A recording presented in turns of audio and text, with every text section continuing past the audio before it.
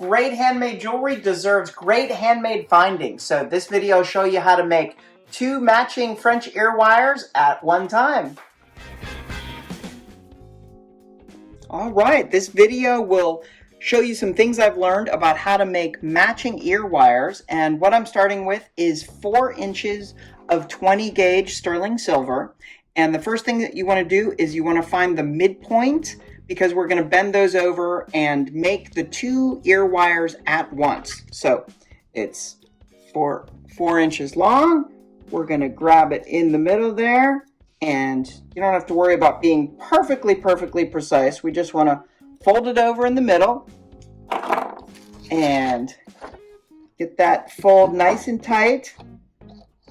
So I'll just take my goldsmith's hammer, tap it down so it's a nice tight bend.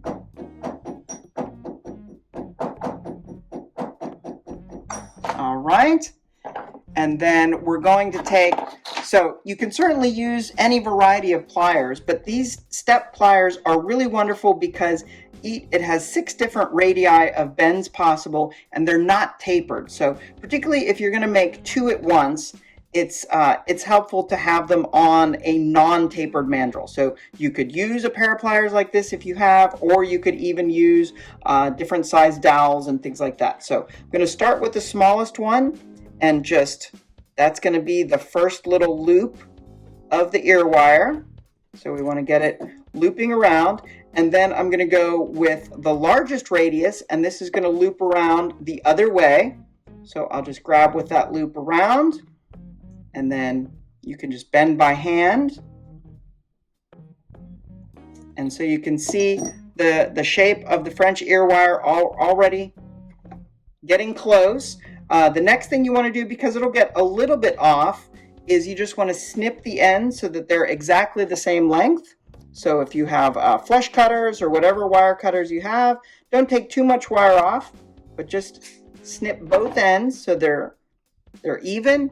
And I like putting just a little bit of a 45-degree bend that helps make it easier to get the ear wires into the ear. So grasping about the 1/8 inch of the end and put a little 45-degree bend there. And one of the most important things to me about good wire working is that you don't mess around too much. You're very clear with your movements and intentions. You don't bend it, unbend it. You just have nice, clear, clean bends, and that your intention of where the wire should be very clear and definitive. And then also the ends of the wire are very well considered and cleaned up and not just snipped. So what we're going to do now at this point is separate our 2 ear wires. So we'll get in there and snip them apart.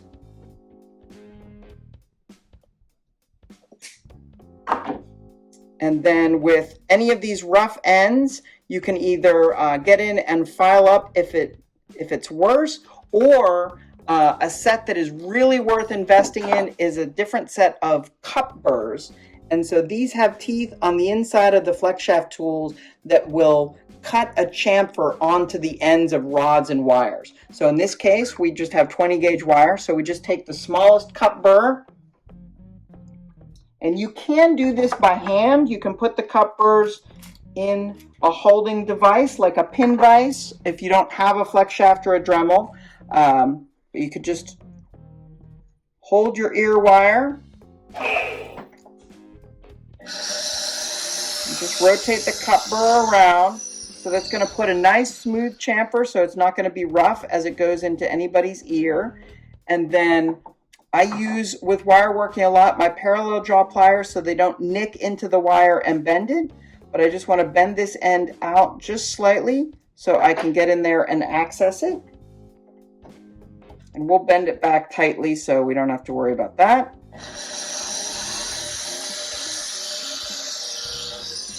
I'm just cleaning up that end, and the same thing on the other set.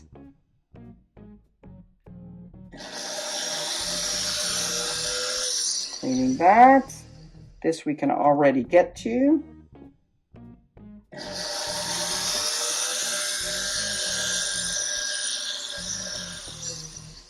All right. And another thing that I like to do with wire work is both for function and a little bit for aesthetics is to harden the wire a bit. So we can, again with the goldsmith's hammer, tap this down into place. That'll harden that loop for if you're just putting in a jump ring or something. And then also I like to planish out the loop of the ear wire. I think it adds a little nice visual variation to it, but also hardens it and keeps it springy. And you just want to have both of those matching. Line this back up and adjust it as needed. Tippy tap that. Tap this part down just a little more.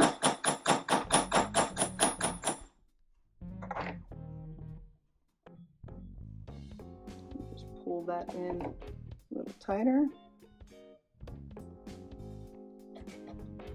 And again, you can adjust it as needed if you're going to be putting another jump ring in there, but I think that's a pretty good, quick set of handmade ear wires. So I hope you have success with them as well. If you enjoyed this video, please be sure to hit that subscribe button so that you can hear from me when I post future videos. Thanks for stopping by.